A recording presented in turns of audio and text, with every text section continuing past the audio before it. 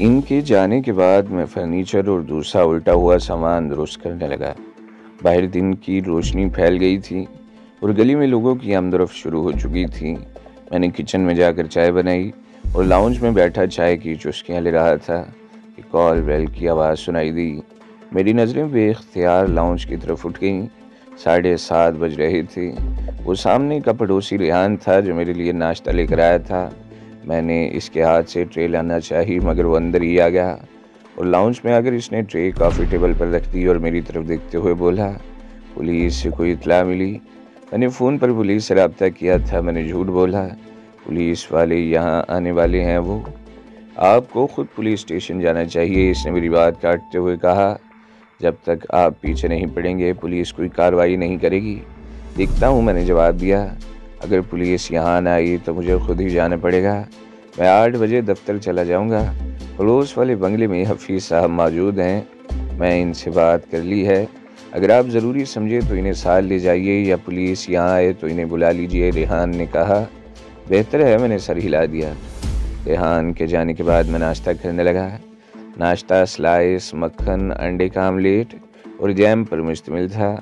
नाश्ते के थोड़ी देर बाद मोटरसाइकिल पर 2 पुलिस वाले पहुंच गए। एक अधेड़ उम्र एएसआई था और दूसरा कांस्टेबल। मैंने अंदर ले आया। रेहान अभी तक दफ्तर नहीं गया था। पुलिस वालों को देखकर वो भी आ गया और वही पुलिस को सूरत हाल से आगाह करने लगा। आप कहाँ थे? एएसआई ने यह सवाल मुझसे किया। मैं अपने एक दोस्त को लेने एयरपोर्ट गया हुआ था, मैंने जवाब दिया। वो लाहौर से आया था और इसे सऊदी अरब जाना था। 2 घंटों का वक्त था, इसलिए मैं इसके साथ एयरपोर्ट पर ही रहा और 5 बजे के करीब वापस आया तो यहाँ ये सूरत हाल थी। एएसआई मुझसे मुख्तलिफ नौइयत के सवाल पूछता रहा और मैं नहायत मुहतात अंदाज में जवाब देता रहा। मैंने इससे ये भी बताया कि मैं बिजली के आलात की सप्लाई का काम करता हूँ। कराची की तरफ चूँकि अक्सर आना जाना रहता है, इसलिए मैंने यहाँ ये मकान किराए पर ले रखा है। इस मरतबा लंबी मुद्दत के लिए आया था, इसलिए बीवी को भी ले आया। इस दौरान पड़ोस में रहने वाले हफीज़ साहब और 2 आदमी और भी आ गए। मुझसे यहाँ किसी को शिकायत नहीं थी। नरगिस भी मोहल्ले की औरतों से मिलती रहती थी। इसके सबसे अच्छे ताल्लुकात थे और मेरी हिमायत में सभी बोल रहे थे। आपकी किसी से दुश्मनी? पुलिस ऑफिसर ने सवालिया निगाहों से मेरी तरफ देखा। मैं तो यहाँ बहुत कम लोगों को जानता हूँ, किसी से दुश्मनी का सवाल ही पैदा नहीं होता, मैंने जवाब दिया। कोई और नुकसान तो नहीं हुआ आपका? मेरा मतलब है कोई नकदी वगैरह? वो लोग मेरी बीवी को उठा कर ले गए, इससे बड़ा नुकसान और क्या होगा, मैंने जवाब दिया। मैं नहीं जानता वो कौन लोग थे। आप इन लोगों का सुराग लगाकर मेरी बीवी को बरामद कीजिए। मैं इसके लिए बड़े से बड़ा नुकसान उठाने के लिए तैयार हूँ। तफ्तीशी सरगर्मियों में रुपए पैसे की ज़रूरत हो तो मैं वो भी देने को तैयार हूँ।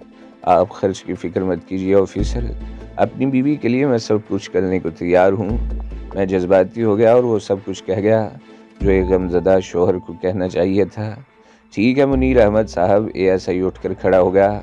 बदकिस्मती से आज सुबह से मेरे ही ब्लॉक 5 में कत्ल की एक और वारदात हो गई है। एसएचओ साहब इस तरफ गए हुए हैं। आप 12 बजे के बाद थाने आ जाइए, हमसे जो हो सकेगा हम करेंगे। शहरियों की जानो माल की हिफाजत करना हमारा फ़र्ज़ है। पुलिस ऑफिसर को रुखसत करते हुए मैंने 500 रुपये का एक नोट इसकी मुट्ठी में दबा दिया था। रेहान और हफीज़ वगैरह भी चले गए थे।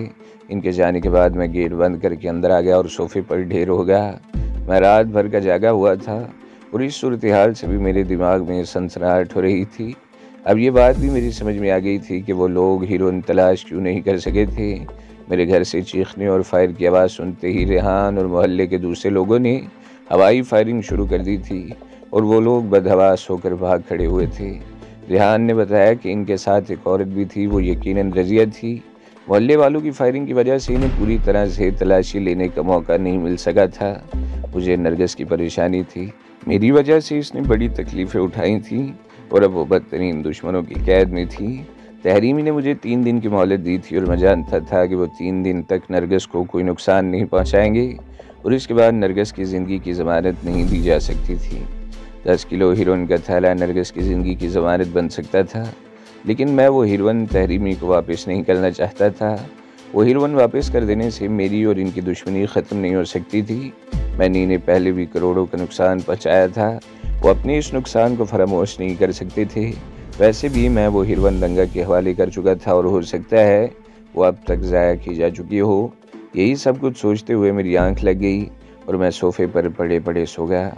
और फिर कॉल बेल की आवाज़ सुनकर मेरी आंख खुल गई। मैंने दीवार पर लगी हुई घड़ी की तरफ देखा। दोपहर के 3 बजने वाले थे।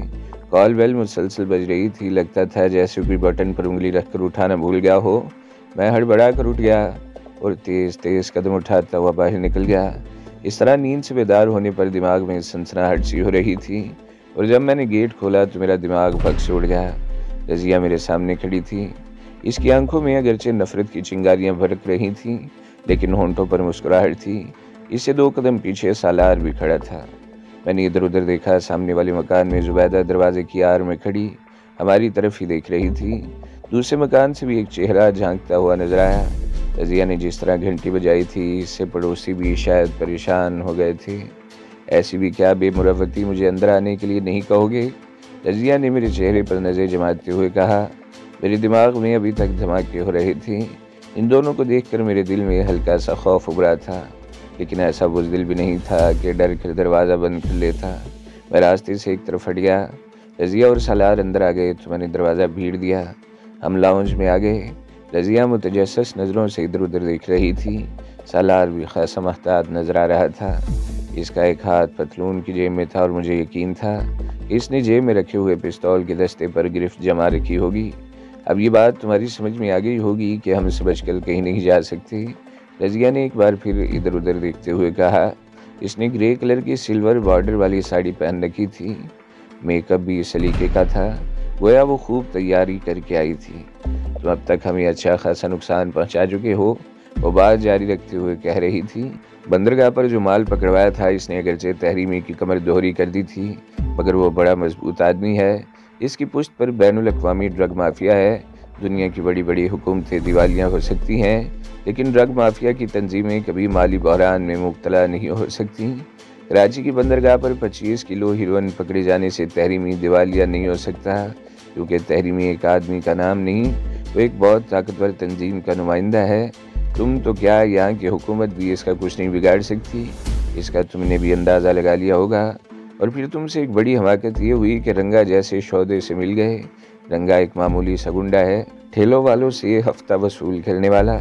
हो सकता है इसने अपने बारे में तुम्हें कोई दिलचस्प कहानी सुनाई हो, लेकिन इसके पास कोई ताकत नहीं है। तहरीमी से दुश्मनी इसका ज़ाती मामला है, लेकिन कई साल गुजरने के बाद भी वो तहरीमी का कुछ नहीं बिगाड़ सका। वो तहरीमी से अपना ज़ाती इंतकाम लेने के लिए अब तक कई लोगों को अपने साथ मिलाने की कोशिश कर चुका है। इसने तहरीमी के साथ कई बार पंगा भी लिया, लेकिन नुकसान हमेशा इसका अपना हुआ है।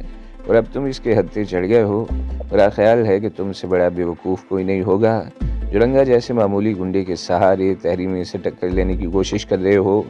तहरीमी तुम्हें चुटकी में मसल देगा ना जी। क्या तुम तहरीमी के गुन गाने के लिए यहाँ आई हो? मैंने इसे घूरा। अपनी आमद का मकसद बताओ रज़िया। मकसद बताने के लिए आई हूँ, बल्कि मैं तुम्हें आने वाले ख़तरे से आगाह करने आई हूँ। रज़िया ने इधर उधर देखते हुए जवाब दिया। इस दौरान सालार बड़ी आज़ादी से पूरे घर में घूम रहा था। तुम जानती हो मैं ख़तरात से नहीं डरता, मैंने रज़िया की तरफ देखते हुए कहा। वो सोफे पर इस तरह बैठी थी कि एक पैर दूसरी टांग पर रखा हुआ था। साड़ी का पल्लू ना सिर्फ कंधे पर से सिरक गया था, बल्कि इसकी एक टांग भी ऊपर तक बरहना हो गई थी। देखो नाजी, वो कदरे आगे झुकते हुए बोली। मैंने तुम्हारे साथ कभी कोई बुराई नहीं की। वो मैं ही थी जिसने हमेशा बुरे वक्त में तुम्हें सहारा दिया, लेकिन तुमने इसका क्या बदला दिया? मुझे होटल में छोड़कर भाग गए, और जब तवील अरसे बाद वापस आए तो इस वक्त भी मैं ही तुम्हारा सहारा बनी थी। मैंने पुरानी बातें दिल से निकाल दी थी, लेकिन नरगिस की वजह से तुम मुझसे दूर हटते गए, बल्कि वो तुम्हारे दिल में मेरे खिलाफ नफरत भरती गई। तुमने इसकी बात तुम्हें आकर मेरे साथ एक बार फिर धोखा किया। न सिर्फ मेरे घर से लाखों रुपए चुरा कर ले गए, बल्कि मेरी जायदाद भी धोखे से बेच दी और मुझे कोड़ी कोड़ी का मोहताज बना दिया। अगर शादी और तहरीमी मुझे सहारा न देती तो मैं इस वक्त सड़कों पर भीख मांग रही होती, लेकिन वो खामोश होकर कुछ और आगे झुक गई। वो कुछ कह रही थी। मैं वही रज़िया हूँ जिसने तुम्हें ज़िंदगी की लज़्ज़तों से रोशनास कराया। मेरी बाहें अब भी तुम्हें अपने हिसार में लेने को तैयार हैं। मैं माजी की हर बात फरामोश करने को तैयार हूँ। तुमने मुझे जो नुकसान पहुँचाया है मैं इसे भी भूल जाऊँगी। और इसके लिए तुम्हारी शराइत क्या है? मैंने मुस्कुराते हुए इसकी तरफ देखा। तहरीमी की वो 10 किलो हीरोइन वापस कर दो जो तुमने इसके आदमी से छीनी थी, रज़िया ने जवाब दिया। मैं वादा करती हूँ कि माजी में जो कुछ हुआ तहरीमी भी इसे भूल जाएगा और अगर तुम चाहो तो तहरीमी तुम्हें अपने ग्रोह में जगह देने को तैयार है, बल्कि वो तुम जैसे ज़हीन और निडर आदमी को अपने साथ देखने का ख्वाहिशमंद है।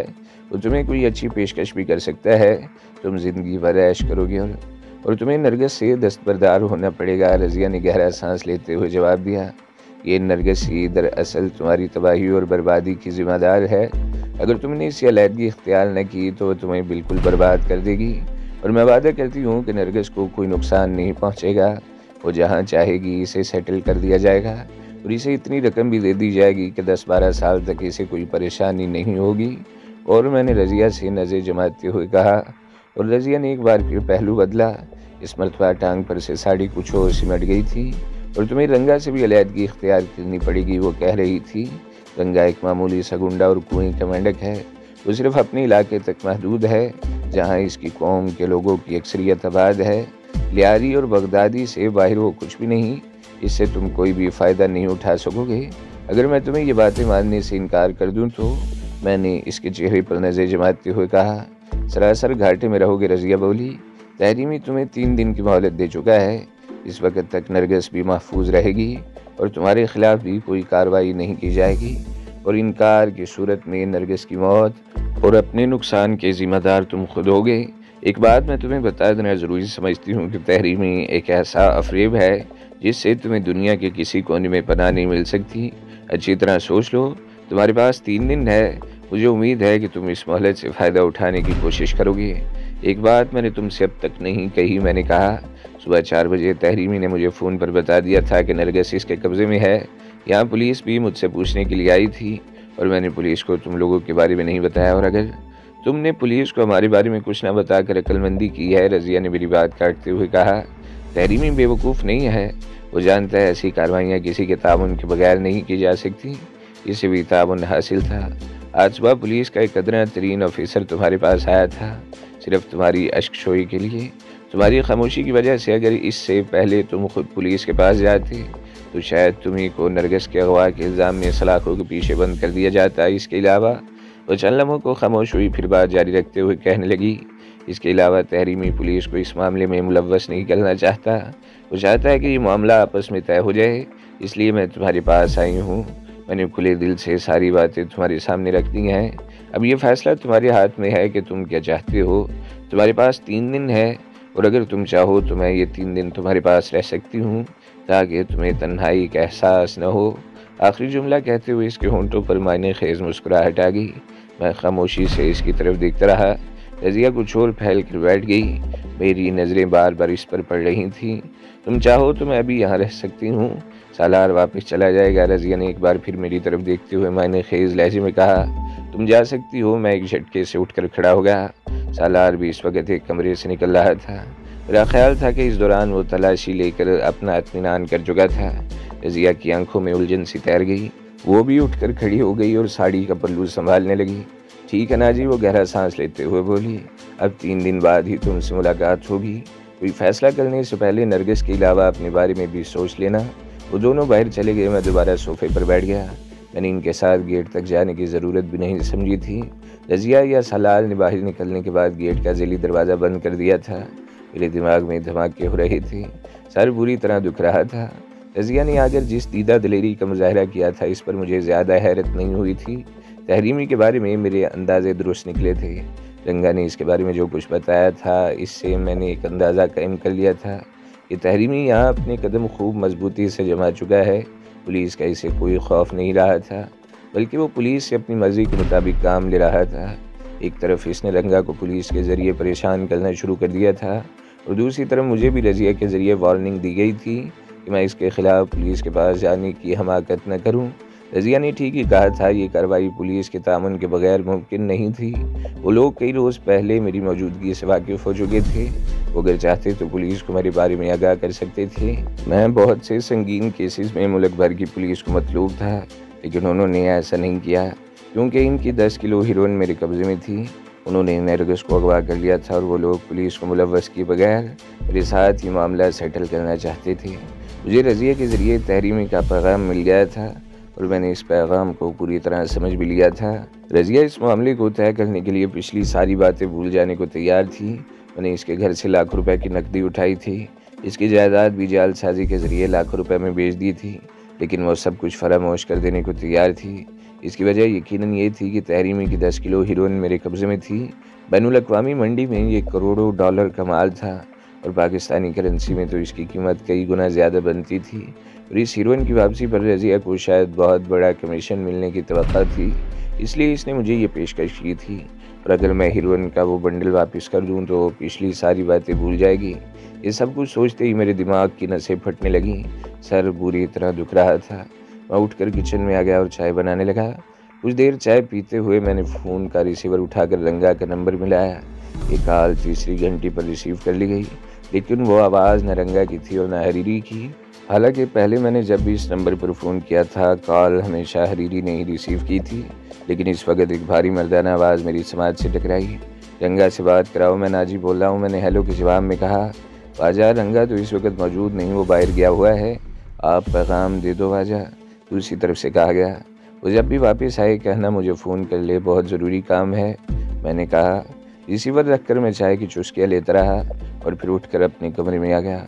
अलमारी पूरी तरह खुली हुई थी और सारे कपड़े फर्श पर बिखरे हुए थे। बेड का मैट्रेस भी उल्टा हुआ था और पिछली तरफ से इसे चाकू की नोक से काट दिया गया था। मैं दूसरे कमरे में आ गया, वहाँ भी बेड का मैट्रेस कटा हुआ था। तीसरे बेडरूम का भी यही हाल था। रज़िया ने मुझे लाउंज में बातों में लगाए रखा और सालार ने इस दौरान खूब अच्छी तरह तलाशी लेकर अपना इत्मीनान कर लिया था। पिछली मरतबा उन्होंने फेडरल बी एरिया वाले बंगले पर छापा मारा था, तो इस वक्त भी खूब अच्छी तरह तलाशी ली थी, लेकिन इन्हें हीरोइन नहीं मिली थी। और फिर इसी बंगले से जाते हुए मैंने बिल्ली को बताया था कि हम भी इसी बंगले में थे और हीरोइन भी यहीं थी। और इस मरतबा शायद सालार किसी गलती का अदा नहीं करना चाहता था। हीरोइन की तलाशी में इसने मैट्रेस भी काट कर रख दिए थे।